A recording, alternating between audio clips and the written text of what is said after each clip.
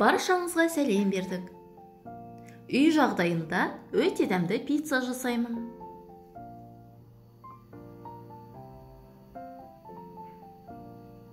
Алдымен 500 грамм ұнды електен өткізіп аламыз.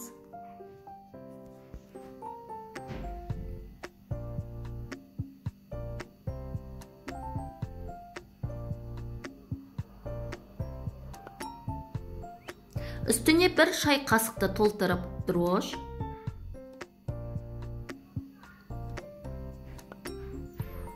бес ас қасық сұйық күнбағыс майын қосамыз. 300 мл жылы суға 1 ас қасық қант, 1 шай қасық тұз қосып араластырамыз. Суды ұнның үстіне аздан құйып қамыр илейміз.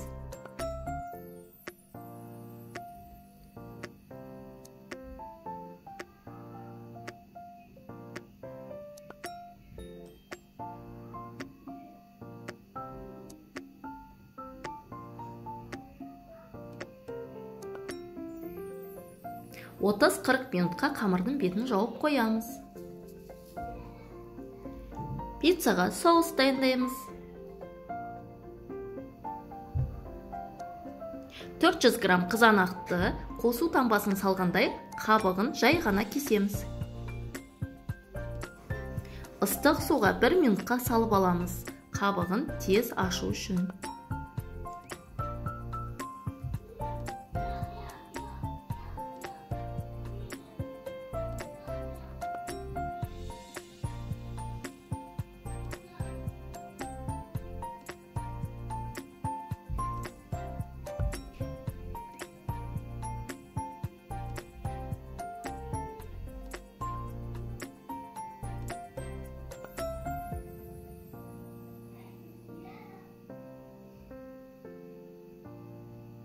Төрт бұрыш етіп тураймыз.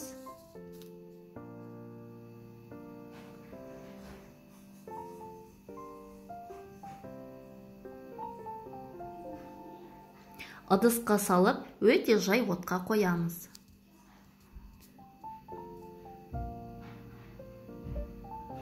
Бір орташа пиязды ұсақтап турап аламыз. Менде майда пияз болғандықтан 3-еуін алдым.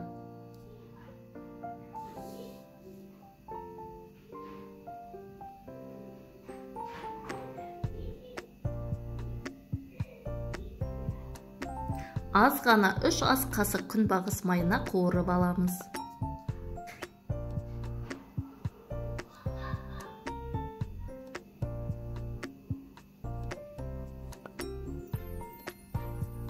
Майдалап туралған чеснок пен пиязды қайнап тұрған қызанақтың үстіне салып, бетін жауып 2-3 минут қайнатып аламыз. Блендермен 1 келкі болғанша езіп аламыз.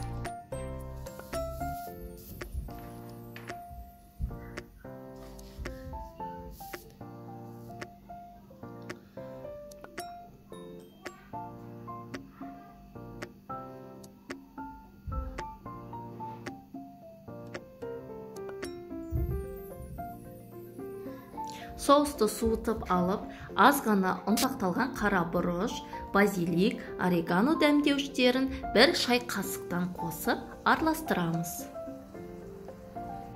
Соус дайын болды. Қамырды 4 бөлікке бөліп, 1 бөлігін форманы майлап алып, қолмен жайып шығамыз.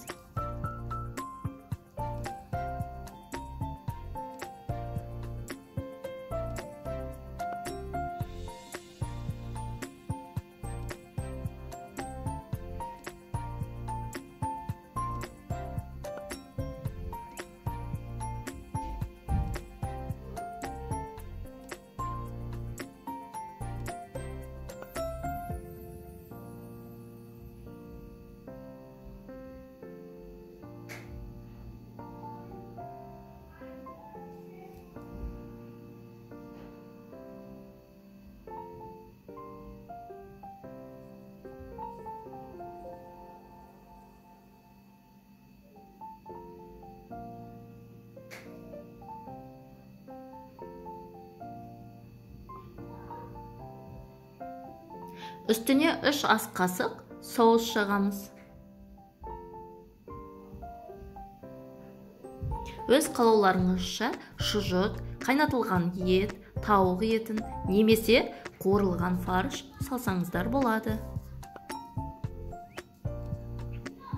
Мен піскен қазы мен ет, тауық етінен жасалған шұжық, сосиска салдым. Моцарелла сырдың құрамы 40-45%-дан төмен болмауы керек. Майда 4 бұрыш етіп турап, үстіне саламыз.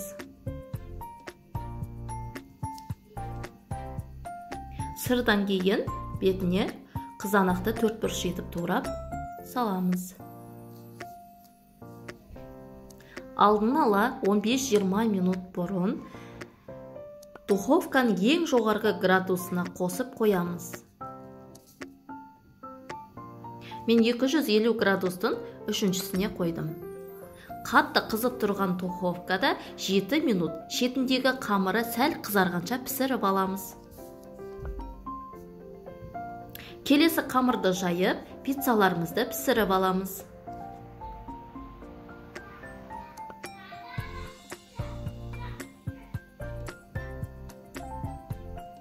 Пицца өте дәмді, қамыры да жұқа болып шығады.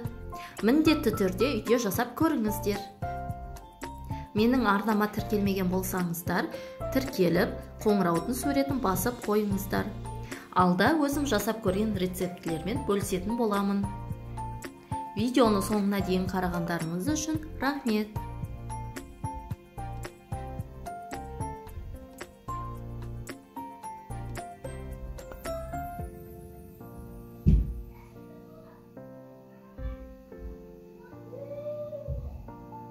Сау болыңыздар.